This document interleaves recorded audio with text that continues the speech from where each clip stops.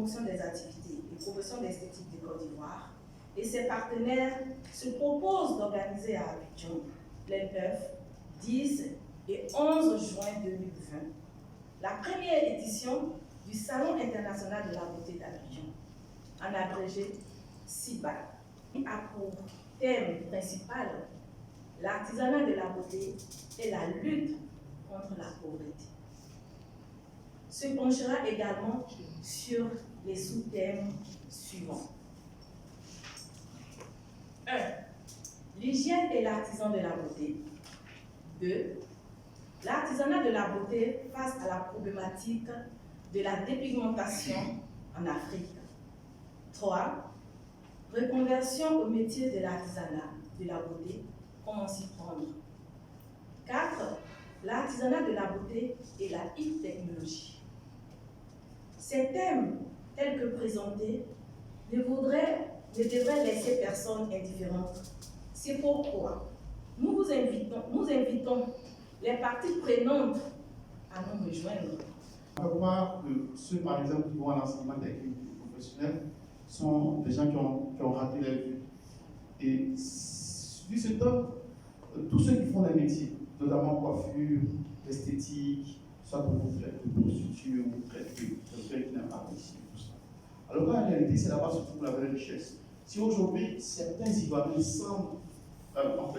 semblent ne pas, je vais dire, percevoir cette croissance économique dont on parle avec le président Alassane Ouattara, c'est dû au fait que le secteur de l'artisanat en Côte d'Ivoire est encore dans l'informel. Donc, on ne pense pas que ces métiers-là peuvent aider les gens à sortir de la précarité. Quand vous avez une économie qui est tirée par la macroéconomie, c'est normal que les populations qui font ces métiers-là ne se sentent pas concernées. Donc, l'idée de tout ce qu'on est en train de faire, c'est non seulement d'aider ces entreprises qui sont dans le formel à basculer, dans l'informel à basculer dans le formel, mais d'exercer ces métiers avec fierté. On va parler de la valorisation des acquis de l'expérience. On ne nous dira plus tu as quel diplôme, on dira plutôt qu'est-ce que tu sais faire. Et la table à beauté en Côte d'Ivoire est quelque chose d'essentiel.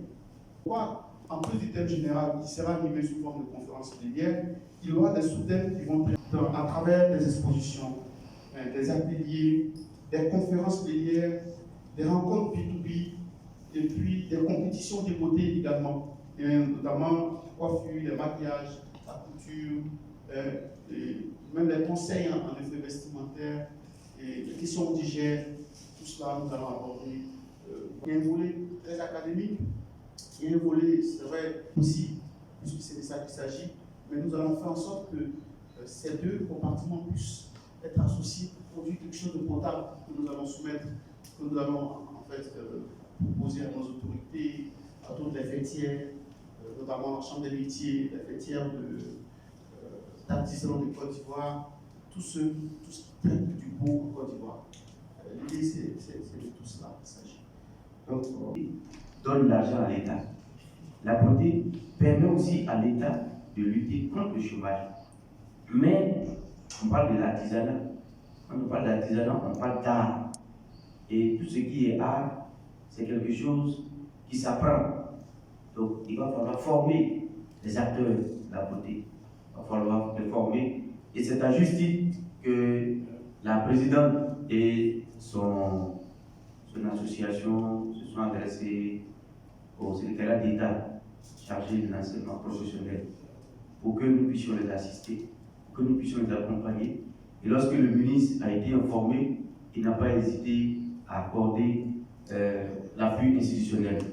Et c'est au titre de cet appui institutionnel que ce matin, j'ai tenu à être aux côtés des organisateurs de ce salon, pour qu'ensemble, nous puissions entrevoir. Certainement, nous avons l'habitude de voir la beauté, mais à travers ce salon, à travers ces panels qui seront organisés, on verra encore davantage ce que la beauté peut apporter à la construction de notre nation qui veut être une nation émergente.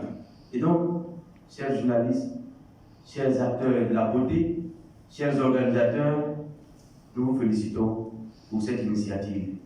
Ensemble, allons réfléchir sur la beauté et sortons des résolutions qui amèneront les bailleurs à nous accompagner. Parce que ce qui est important, quand on aura fini, c'est que nous serons tous beaux et on aura intérêt au pays.